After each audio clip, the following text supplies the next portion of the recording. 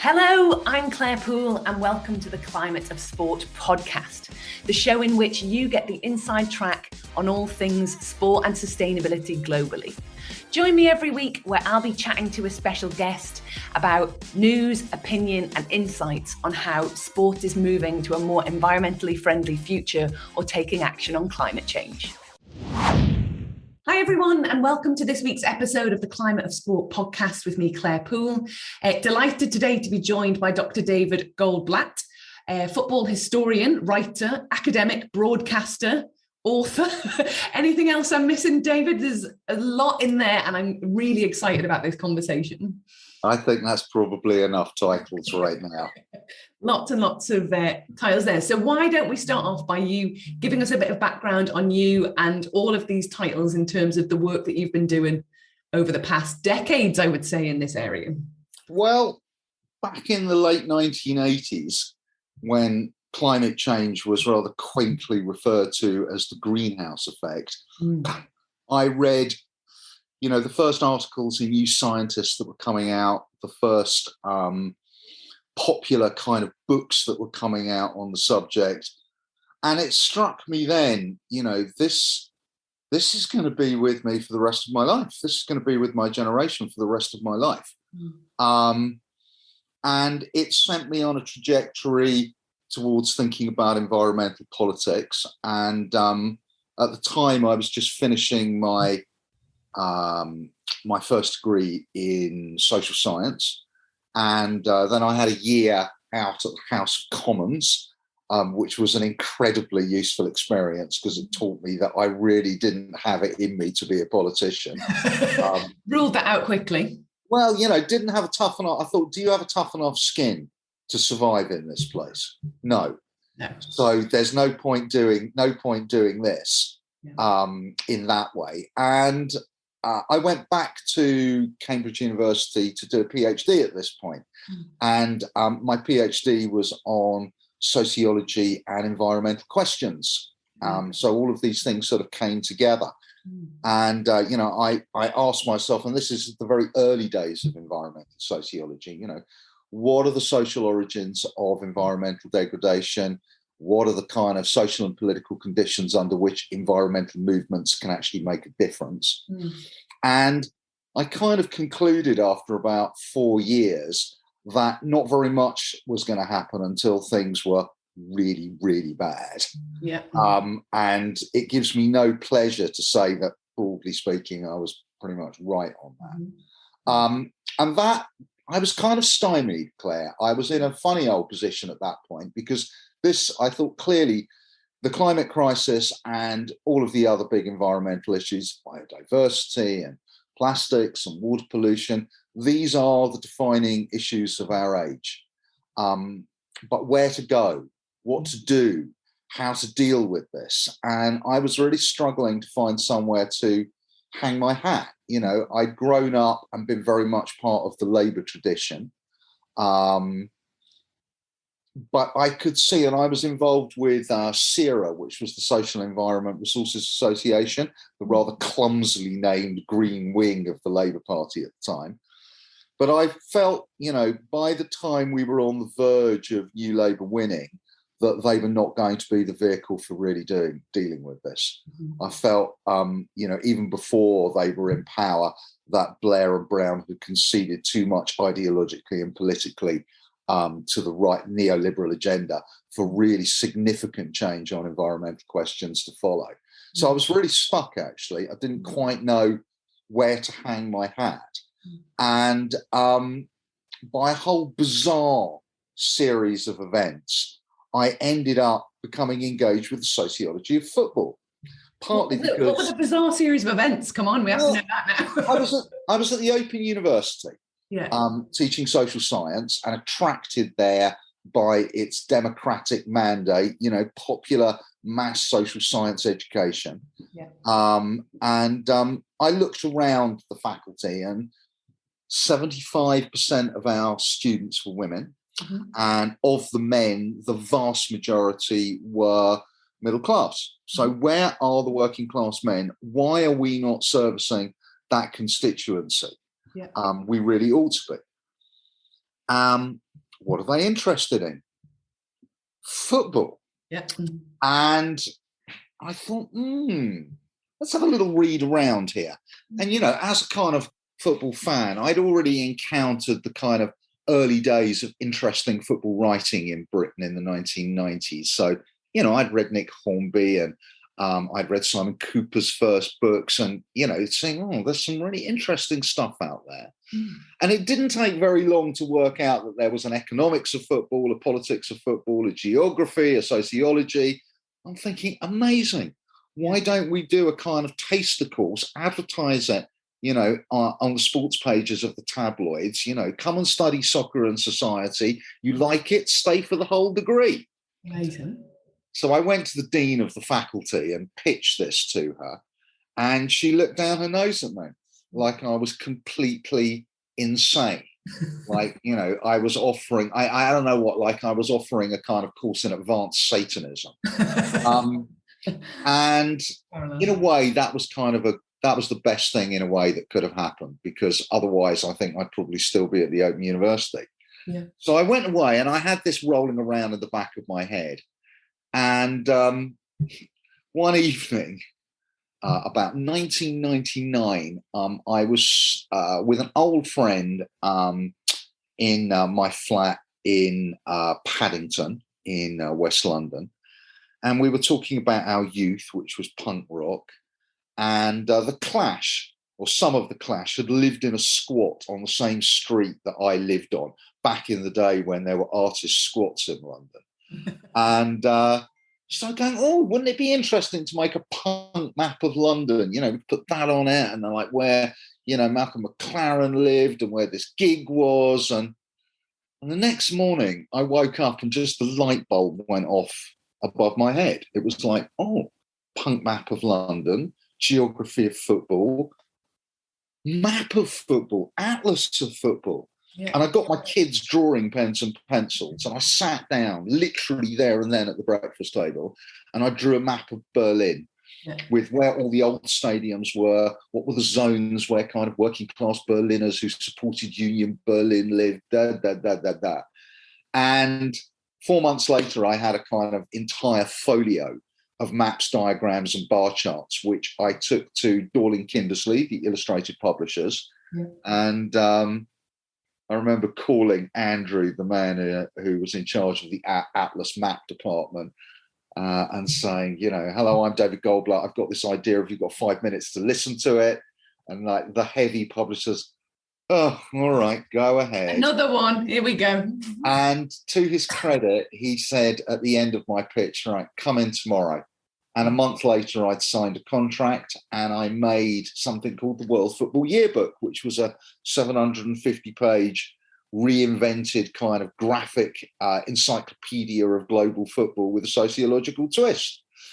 And that allowed me to leave the Open University and go freelance. And I'd spent the previous 10 years studying globalization and global history. And it was like, Atlas of Football, global history of football. And at that point, you know, a lot less had been written seriously about history and sociology of football. We're talking, you know, nearly 20 years ago. And there was clearly a gap for that. And I was lucky enough by then to sort of have an agent, and I was able to secure, a publisher for what became The Ball is Round, a global history of football, which, you know, launched me on that path, which I've sort of been on ever since. Yeah. And one of the things in the conclusion to The Ball is Round, I asked myself, you know, why is football the most popular game in the world? So popular. I mean, and that's the truth in the world of sport. And this is with no disrespect to other sports, but football exceeds everything put together. Its cultural and social weight is just completely in excess of everything else. And that's pretty extraordinary. Just why is that? And of course, there are lots of arguments about it's a simple game. It's a game of flow. It's a game that is very amenable to different skill sets and sizes. You know, the rarity of goals is important. There's all sorts of reasons. But none of them in the end, I just thought, is this really enough that this has become the most popular of popular cultural phenomena in the world? Is there something else, something deeper? And it struck me that one of the things that I like about football, but I think everybody likes about football and makes it so profound, is that it's a game of uncertainty.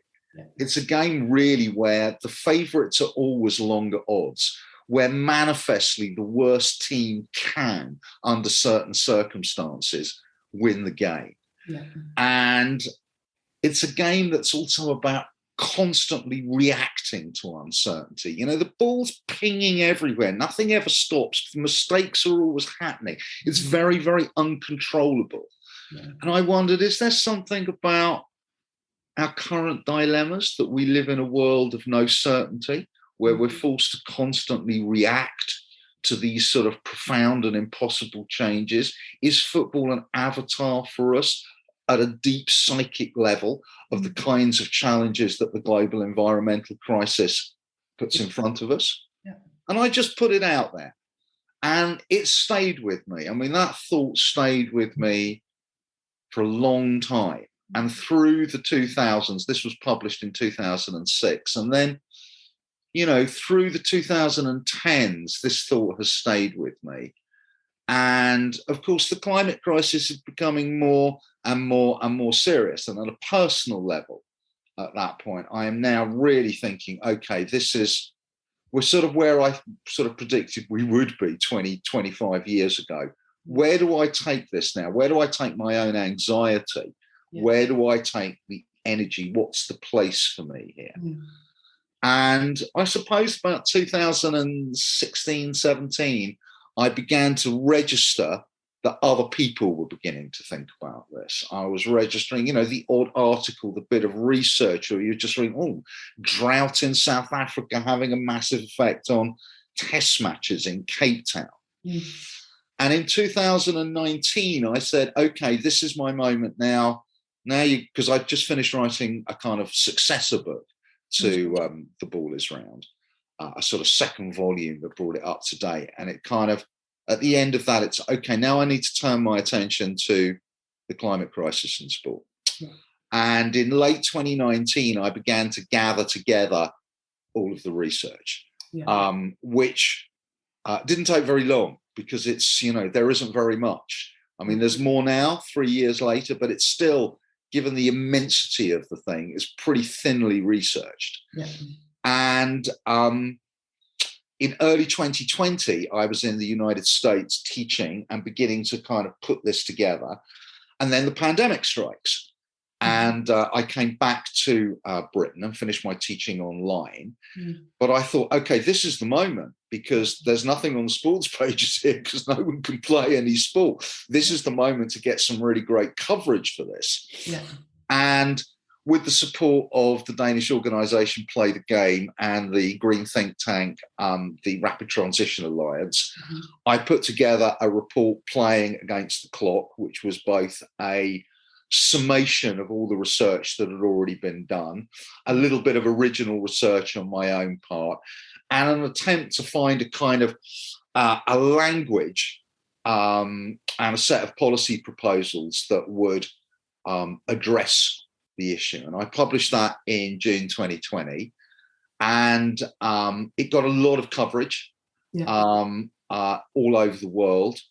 And it connected me with you and with a lot of other people. And suddenly one, you know, becomes part of the, you know, the network that has emerged and has grown stronger over the last few years. Yeah. And so I can honestly say, in my whole kind of working life, as a writer, as a broadcaster, as an academic, I have never, ever had so much come into my inbox as it does on this issue. You know, every week somebody's in contact with me going, oh, I'd like to talk to you about this or whatever. And one of the best things, you know, that for me personally that's come out of it is that Elliot and Barney, who are the founders of Football for Future, made contact with me. And they was both, they come out of, you know, environmental campaigning, global public policy and climate crisis, and football obsession. And we all started having this conversation that there needs to be a football-focused environmental campaign, because football that's the great prize. Again, not to disparage or underestimate the significance of other sports and cultural phenomena, but I believe football is the real prize. And that, we've created that organisation. It's functioning, up and running, doing some really great work. So that's been a really lovely and a really good thing that has come out of it. And, I'm continuing, as I say, every week somebody's on to me to write about it, to think about it, one way or the other. And it's a great big loop, Claire. I mean, here we are back, I feel sometimes transported back to 1987, and I can hardly believe this is where it's ended up. I'd have never, if you'd said to me in 1987, as I first tried to absorb the meaning of the climate crisis and the greenhouse effect, that this is going to end up with you globally campaigning on the relationship between football and environmental sustainability, I'd have looked at you like, what? But here we are. So that's the long trajectory. And I continue to believe, the more I've worked on it, that sport is, in general, and football in particular, is an absolutely vital space in which this conversation is going to be conducted globally. Yeah. And if we're really going to pull this thing around and do something about, then it's going to have a significant role to play. Yeah, 100%. And I think there's so much that you've mentioned there that I want to talk to you about. But the main thing is, the first thing I want to talk to you about is that feeling that that we're not going to get across this problem until it's really bad, which I think we still see all the time, even now in 2022, there's so much coverage of the environmental crisis and the climate crisis and the biodiversity crisis and what that's going to mean for the future. But still, there is, in large swathes of society, a complete ignorance of that, ignoring it, not interested. It's a hoax, what it is. And obviously we're trying to leverage that change through sport. But do you have in your mind, from thinking all that way back, how bad it needs to get before people take this seriously? Do you have something in your mind in terms of what needs to happen before people will get on board with this? Do you see what might be a tipping point in that in the future? What's the tipping point? I think, my guess in the early 90s was that this will hit the global south and poor people first, and therefore nothing will happen. Yeah. So it has to hit rich people, and it has to hit privileged people, and it has to start hitting the global north. Yeah. So I think that is beginning to happen, and I don't welcome that, obviously, but I think that is going to be part of the story. It's still the case that most folks are going 50 degrees in Karachi. Yeah. Well, whatever, even if they know where Karachi is. So I think it's going to have to hit home more and more often in richer parts of the world. Yeah. I think the other thing that that I predicted back in the day was that there's lots of people who don't want you to think about this. There are lots of people whose interests are structurally tied to you remaining ignorant of this, above all the fossil fuel industry. And I think the fossil fuel industry's public status, trustworthiness, has got to diminish further. I think we're beginning to get there. Yeah. I think their disgraceful role in sowing doubt, which has been their mission for the last 20 years, has got to stop, and they have got to become, basically, they've got to be closed down. Yeah. I think we are making progress there. I think that bit of the conversation is changing. The deniers are stopping denying, and they're now finding other kinds of arguments to try and slow the process. It's like, oh, we can't afford it.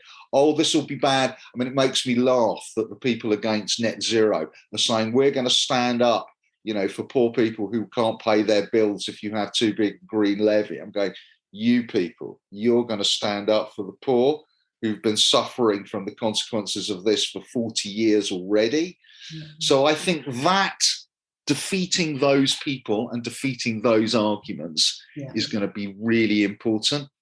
And I think the third thing, and this is really where sport comes into the equation, is that the bottom line is that in a world of low trust and skepticism, in which doubt has been actively sown, and in which social media plus major social divisions make building consensus so hard, people are not listening to me, and they're not listening to politicians, and they're not listening to scientists.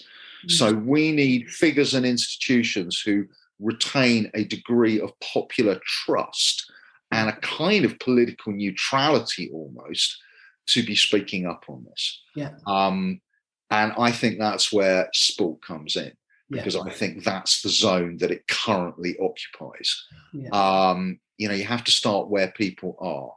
And, Marcus Rashford, managed to make, alongside all of his supporters, the issue of child poverty and hunger completely depoliticized, so that instead of people fighting about it, it's like, why is anybody even beginning to question that this is not a really important issue and we need to do something about it now? And I think we're going to need a lot more of that. That is going to be a big tipping point, because that's where, other people, there's also a role. There are lots of, I think the thing with the environment movement is that, look, there's no one voice and no one strategy that's going to make it work. So I think there's also a place for kind of radical civil disobedience, and for the people who are showing up at sports events and, tying themselves to goalposts. I'm like, we need those guys too. But we also need, we need all the sports stars and the big institutions to completely normalize this. And make this absolutely universal and uncontentious, that this is the most important thing that needs to happen. So two things. I want to come back to the sponsorship thing, but just to, or the fossil fuels, especially on the sponsorship side, I'll come back to that in a second. But the Marcus Rashford thing, I think what we can see from that is the level of authenticity in terms of the reason that was depoliticized is because that was a personal issue to him, wasn't it? Where the credibility, even if some people wildly in society didn't want him to talk about that, the shut up and dribble crowd, stay in your lane crowd, he had such authenticity in that message that he was able to cut through that. And again, we have this conversation quite a lot in terms of the climate crisis, where we've seen German footballers speak out when there was the terrible flooding in Germany, etc. And it's a moment in time. It doesn't go as far as that campaigning or that change in terms of Marcus Rashford, because it's a moment. And I think this, I'd love your opinion on this. My thought and over the years is the climate crisis is too big for people to grasp, and that's why we have to break it down and localize it and make it real to people. But how can we get footballers to talk out more about climate change and the crisis where they haven't perhaps got that level of being affected by it yet, to your point, because a lot are perhaps from reasonably privileged backgrounds or in place in the West that haven't been as hit by the climate impacts in the global South and other parts of the world. How do we make that connection for athletes, footballers, to feel credible within that messaging? Lots of footballers are from the global South. Any African footballer knows back home, this is being felt right now.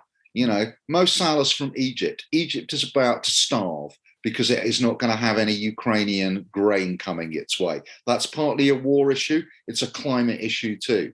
We know that we're just a tiny step away from large-scale food issues as the global food network breaks down under kind of massive climatic change, be it kind of huge shifts in temperature, rainfall, migration processes that result from that. So I think in that regard, a modicum of sociological imagination would allow almost any footballer in the world to recognize, actually, right now it's affecting their communities and their sport.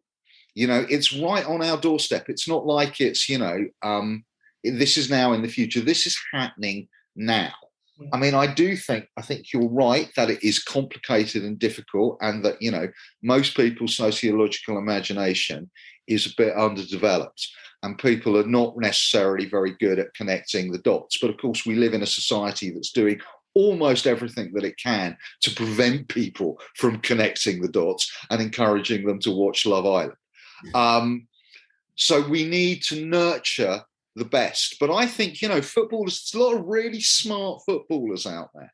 And above all, they're young. And, however privileged they are, however much money they're earning these days, whatever kind of bubble they're in, I don't think any bubble is tough enough to exclude the obvious psychological and existential threat that is with us. Young people get it. Yeah. They get it. They know, they've been looking at this all their lives, and they know that they're the people who are going to live with it. Yeah. I mean, I think that's part of the problem, is that, if young people were making the decisions and setting the agenda, the world would look very different. The problem is old people like me.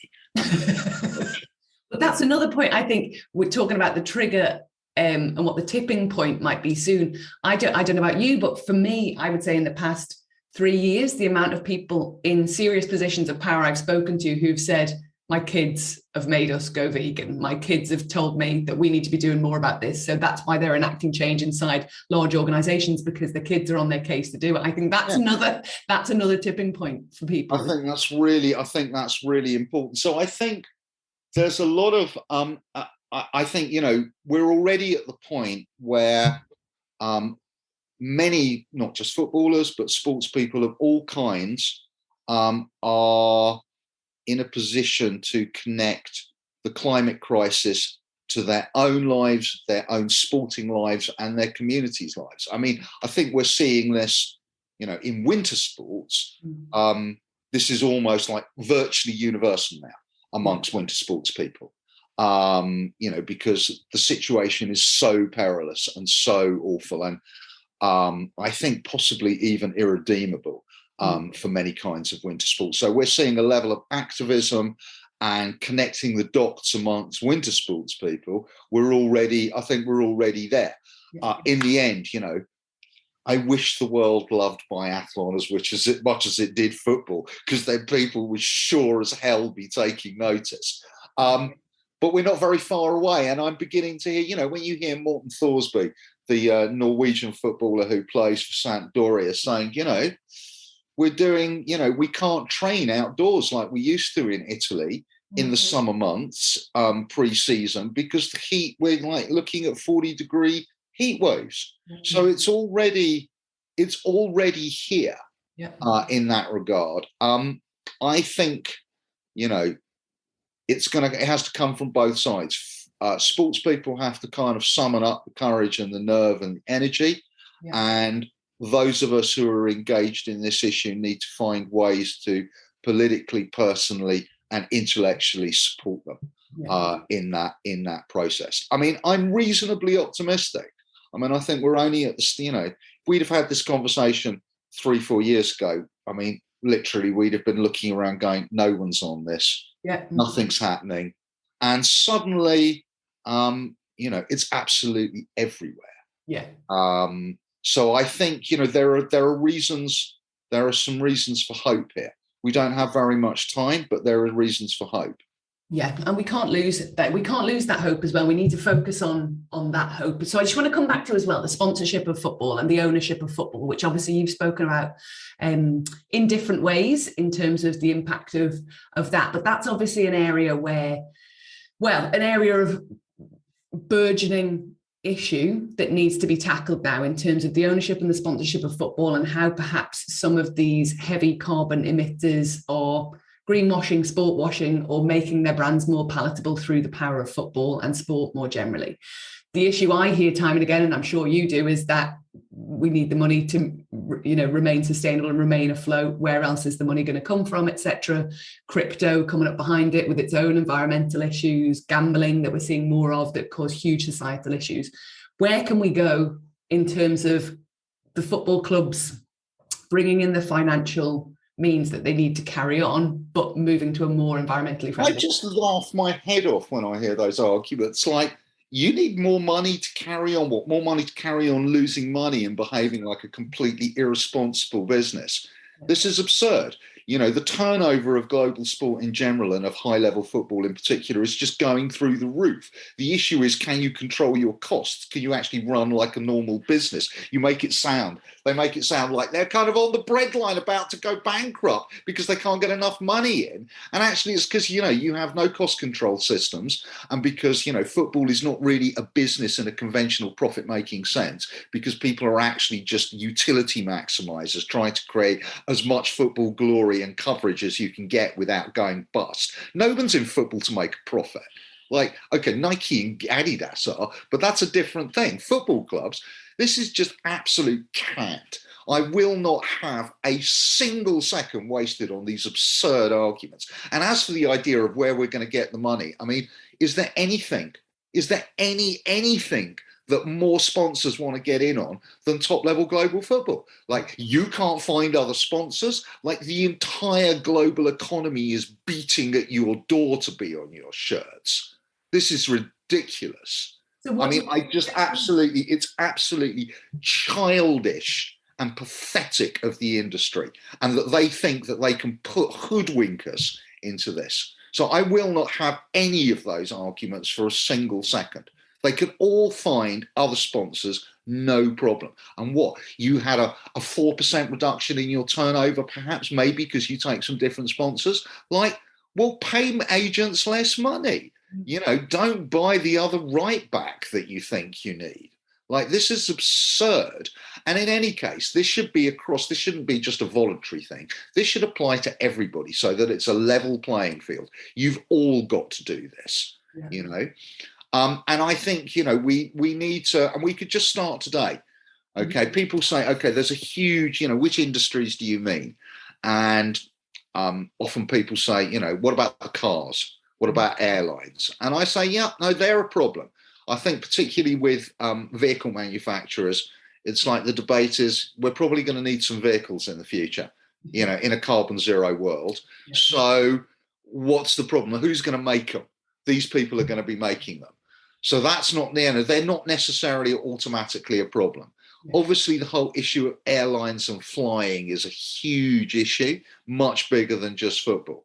Why don't we just start with unambiguous fossil fuel companies? You know, Total, you know, the French hydrocarbon company sponsoring, you know, most of African football, or, you know, Exxon have, you know, advertising in sport. Let's start with those guys and Gazprom, because those guys have just got to close down, right? We'll come to the airlines and we'll come to the other manufacturers later. Let's just make a statement now and say major hydrocarbon companies are absolutely banned from global sport sponsorship.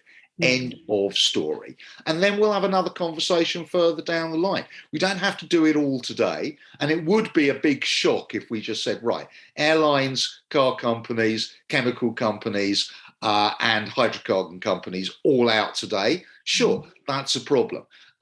So I don't think we need to do that now. Let's just start with the manageable and say, hydrocarbon companies have to be out of football in the next, or sport in general, in the next 2 years. Yeah. Right. And then we'll have another conversation, and that will change the whole way people feel about these things anyway. And we will be having a different kind of conversation. So I think we just need to start now. Start now with that, see where we go.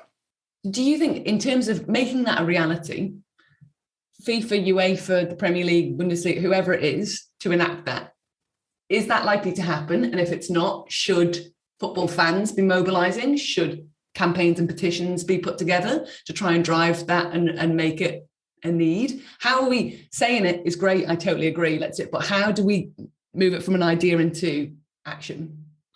I mean, I think, you know, it's going to need a mix of things, as tobacco sponsorship needed a mix of things. Yeah. You know, it needed endless campaigning from anti-smoking organisations.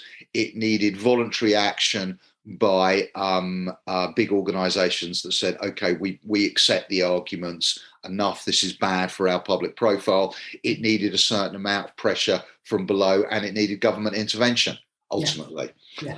To deal with the most recalcitrant, like Formula One and its relationship to tobacco. And I think sport and fossil fuels is going to be not dissimilar.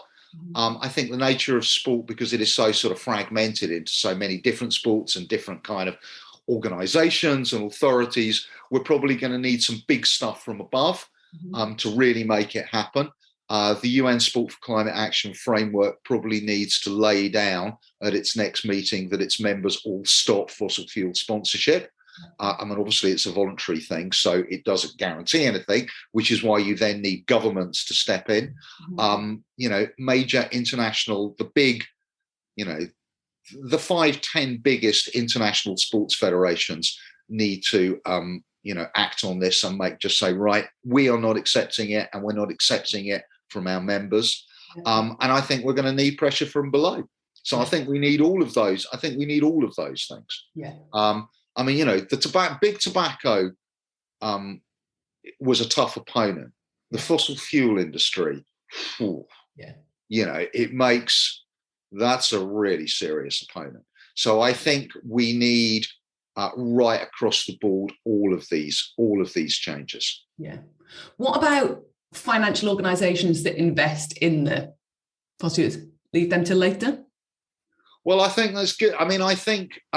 First of all, it's a huge. We need to be campaigning on this, because I think this really helps people work out what the dynamics of the climate crisis are. So much of the focus is, relentlessly on you as an individual, you taking flights, your carbon footprint, and it's like, oh, please, we are so beyond individual voluntary action being the answer to this. And of course, it completely distorts who's really got the power and who's been making the decision for the last 100 years on all of this. So I think focusing on capital, focusing on banks and hedge funds and the people who are actually supplying all the gigantic investments that are required to keep the fossil fuel industry running, both in terms of infrastructure, exploration, advertising, banks, these are absolutely vital. And I think people, people's sociological and economic imagination has been, these people have been off stage for so long. And actually, of course, they're completely central. So I think it's a really good thing. And, we know that certain institutions are much worse than others. Totally. And I think, that's a really effective, it's very effective. Standard Chartered, have a huge relationship with the fossil fuel industry.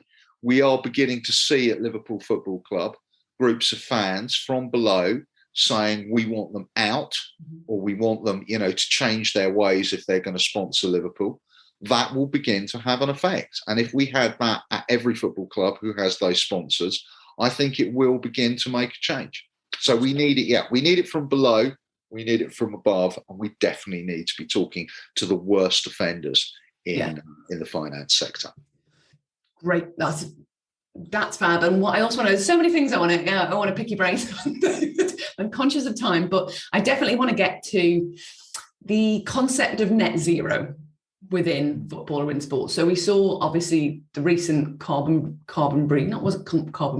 network report on the Qatar World Cup in terms of their carbon accounting, etc., and that work.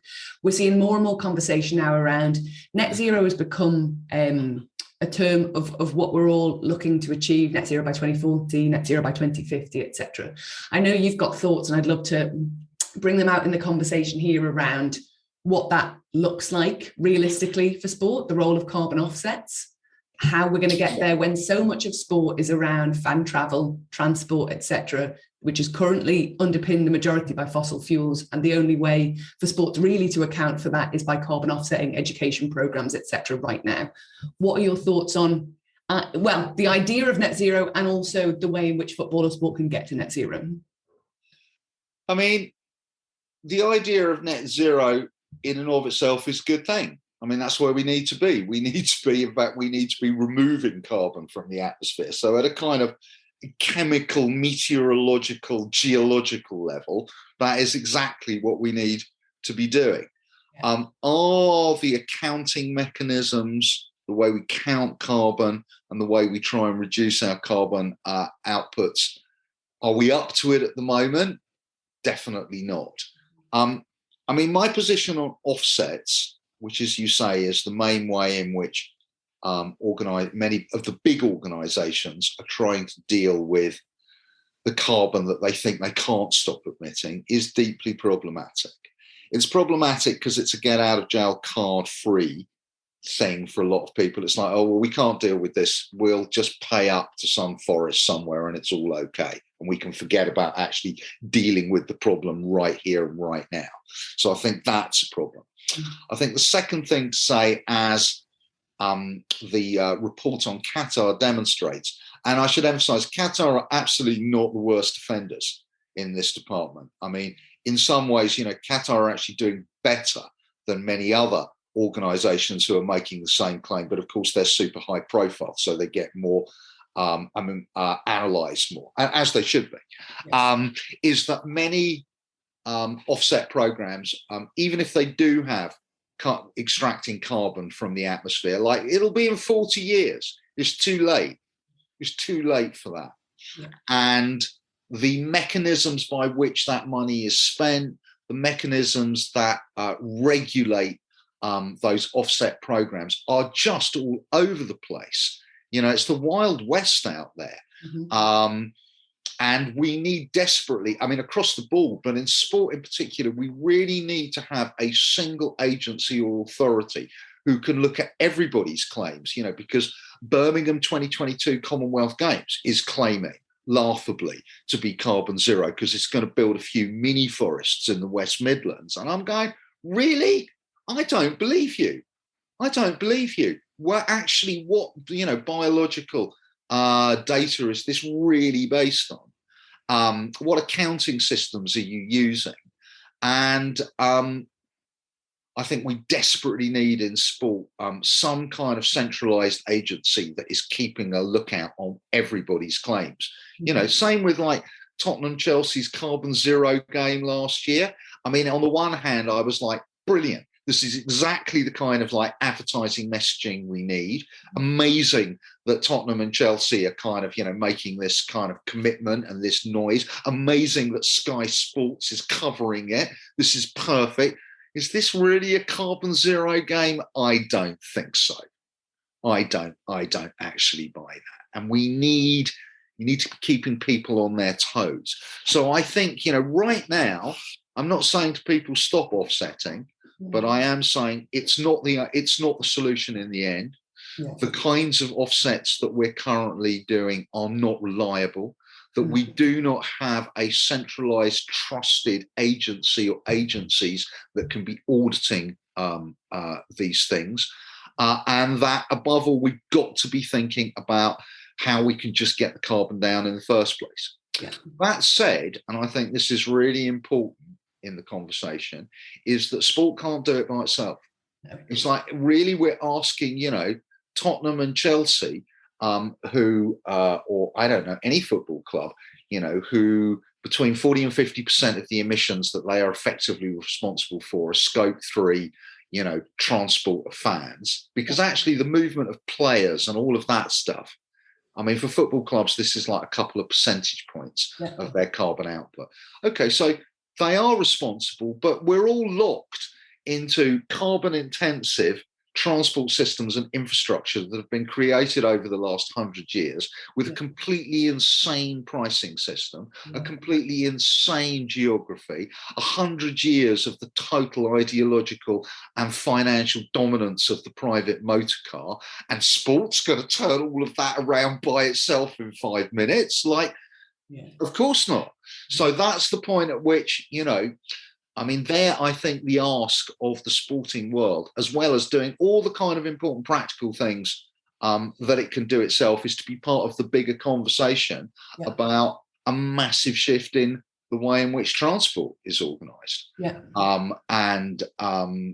Geographically, institutionally, et cetera, et cetera. So I think that's, in a way, the demands to go carbon zero or to be net zero, to be backing that in the world of sport, is not just looking after your own garden. You've got to become part of the bigger public conversation.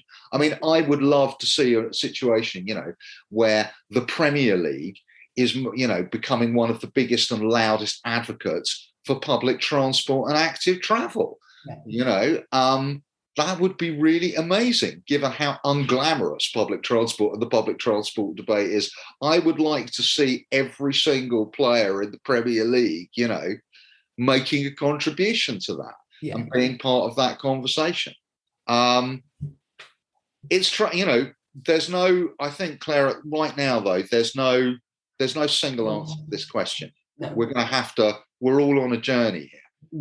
But the conversation, I think the conversation around travel comes up time and again, because these are the decisions, aren't they, that football and sport need to make right now. Either they continue on a growth trajectory of us getting more people to come to their games, more people, extending championships, extending tournaments, etc., trying to get people to travel further, trying to get more countries or more teams to be part of these tournaments, increasing growth, which means more fans. So either it's a behavior change from that side, or the public, obviously it should be both. We shouldn't be targeting growth based on what we're doing right now, but that is what's happening. And then the public transport side, or how fans travel, is obviously the wider systemic change that needs to happen. But arguably, does sport have a duty to start looking more holistically about what it's doing in terms of that growth trajectory, which every organisation is doing? Definitely, like no World Cup every 2 years. I mean, thank God that one's been put to bed by the fans. Even the fans didn't want that one. I think, in that regard, there's enough sport. There's enough professional sport going on. I don't think we need any more. I think we should all be much more concerned. If we want growth of grassroots sport. We want the growth of people actually doing the stuff. I think, the global sports industry, how much is it worth now? I mean, no one really knows, but in the region, somewhere between 500 billion and $1 trillion a year is the current estimate. I think that's enough. 0.8% of the world's output, that'll do nicely. Yeah. We absolutely don't need any more, I would say. And I do think, not very long down the line, we're going to have to think about how much global air travel we can all justify. Yeah. And I'm not saying no air travel, and I'm not saying no one should ever go to a World Cup or go and see their football team in another country. But I do think actually we have to understand it as a privilege. Mm-hmm. It's not a right. It's not. It's a luxury, and it's a privilege. Because actually, how many people, how many football fans in the world, will ever go to a game, let alone, get on a plane and go to a game? Yeah. And while I think it's really important that, in global sporting events, people are able to travel, that you have this notion of a collective cosmopolitan global festival where people can meet face to face and all the benefits and all the good stuff. Mm-hmm. I think also we're going to have to imagine a world where there's just less of it. Yeah. I would like to imagine a World Cup, and I say this having been to quite a few World Cups and Euros, where I'm looking around going, where are all the locals? Yeah. Where are all the locals? Like in South Africa, like there's no South Africans where I'm sitting here. Yeah. There's people from Lebanon and Singapore and the UK, and we're all watching kind of Belgium, Cameroon anyway. Like this, is this a good thing? Yeah. I'm not sure that it is. And that's an issue about pricing and ticketing and all sorts of stuff. But I think we're going to have to, I think we need in all sports to practically think about the balance there. Yeah. Between domestic attendees and people traveling to see it. I think we're going to have to think really long and hard about that. Think really hard. Do you think, we're running out of time, but here's a big one. Do you think in our lifetime some sports will lose their social license to operate because of climate impacts? Oh, what a good question. I think a lot of winter sports are not going to lose their social license. They're just going to lose their kind of ecological an environment in which to do it. In many parts of the world, I think the deal is already sealed for a lot of parts of the world when it comes to winter sports. I think in terms of the social license on the environment, so hard to say how the world, because it's like if you're going to say to Major League Baseball, which probably generates more carbon than anything, because, when you've got a 164 game season and the US kind of, transport system, I mean, the amount of carbon that MLB is generating, are we going to get to the point where people are going to say, no, you can't carry on? I don't think we're going to, I don't think that debate is going to happen. Mm. But I do think we may get to the point where flagrant sponsorship by fossil fuels, where sports that do not engage with this issue will receive a high level of moral opprobrium that will start eating ultimately into the profits and the income and the attendance. I do think we will see that. And I think where will we see it all over the world? I think we're going to see it in certain places and amongst certain publics. But I don't want to have to imagine a world, I suppose, where we're like getting rid of sports. I really love baseball. Yeah. I don't want to imagine a world where baseball can't be played in a big stadium. Yeah. But maybe. I mean, it's hard to know where we're going to be. So much has changed just in the last 20 years. Yeah. I'm sure I've got another 20 left in me. It's really hard to imagine, Claire, actually where we'll be. Yeah, I think about this question a lot because I think, as I'm sure you do, in terms of what we saw with COVID and the immediate reaction to that and the impact it had, but the fact that when it's over, to a greater or lesser extent, it hasn't vastly changed the landscape of sport. In fact, in a lot of cases, everyone, of course, has want to come back with a vengeance because we missed out for that time. And I think the same of what climate impact would have to happen to make a change of that scale, and then how long would it have to last for that to make a lasting change? These are the things I do. I'm sure you the same. These are the things I think about all the time. It's a really good. I mean, I think I can imagine a situation where a very large part of a major global sporting event is lost to unbearable temperatures or flooding or extreme weather. It's not inconceivable. The next World Cup, the next men's football World Cup, after Qatar is Mexico, Canada, the US, 2026, and Seattle will no doubt be hosting events. And I was looking, in 2021 during the Euros, thinking, 5 years from now, we'll all be enjoying the quarterfinals of the World Cup. And at that moment in Seattle, it was 43 degrees. And that incredible heat bubble was sitting over the Pacific Northwest. Yeah. And I thought, if this happens in 2026, then actually you're going to have to stop the World Cup. Yeah. That's a moment, I could see that, something like that happening, that calls a halt to a major sporting event that forces a really serious reassessment. I mean, I wonder now, Mexico City in kind of July in 2026, it's within the realm of possibility for a heat wave to strike parts of North America in 5 years down the line that could have that effect. The Los Angeles Olympics, August 2028. I mean, the wildfires that swept Australia in early 2020. I mean, people slightly forgot about those as they stopped the Australian Tennis Open and the cricket happening. Yeah. Like that happening at a global event, I think that's, where it doesn't just stop a day's play, but it actually stops the thing. Yeah. That's possible. And I don't welcome it. No. But I was going to say, it feels... Maybe that's a tipping point. Yeah, it feels a bit macabre thinking about it, but I think that, again, just to finish off with, is the power of sport, isn't it? Where these major events happen, but where a global sporting event is happening, there's, of course, a lot more coverage. So Typhoon Hagibis and the Rugby World Cup, we would have known about that come what may, but the fact it impacted a global sports tournament meant that it got a lot more coverage maybe than it would have otherwise. Oh, absolutely.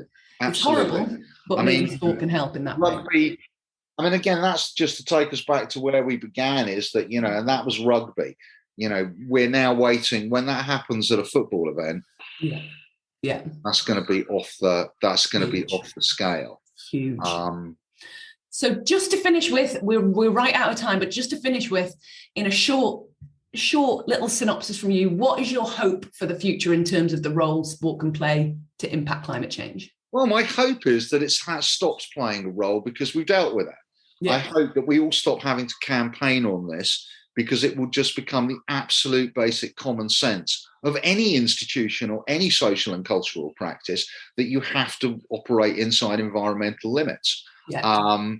And it would be nice, that's my long-term hope, is that actually we're all out of business and we can go off and go and play some sport and do something else. Yeah. In a slightly shorter term, my perspective, my hope is that we see amongst this generation and the next generation of global sports stars, a level of engagement in the climate crisis that we've not seen. And I think, if we all collectively have the courage to do that and to support them, then actually we could see some really serious change happen. Yeah, amazing. Well, thank you so much for joining us on the podcast, David. It's been an absolute pleasure, as always a fascinating conversation, always so much more we could talk about, but we will leave it there. And everyone, that was Dr. David Goldblatt, football historian, writer, academic and broadcaster. And I would just recommend you all, if you haven't already, to check out Playing Against the Clock, which I would say now is a probably quite seminal tome in our industry in terms of the amount of time it's referenced. And also a recent piece that Dr. David Goldblatt was part of in terms of how football helped Putin start a war, which is absolutely fascinating and a must watch as well. So check those out, and we'll see you next time on the Climate of Sport podcast.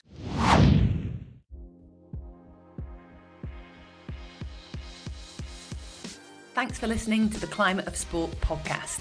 Please like and subscribe, and get in touch if you want to share information about the work that you're doing, if you want to appear as a guest, or you want to recommend guests, or you just have ideas of conversations you'd like us to have. You can get in touch by emailing info@sportpositivesummit.com.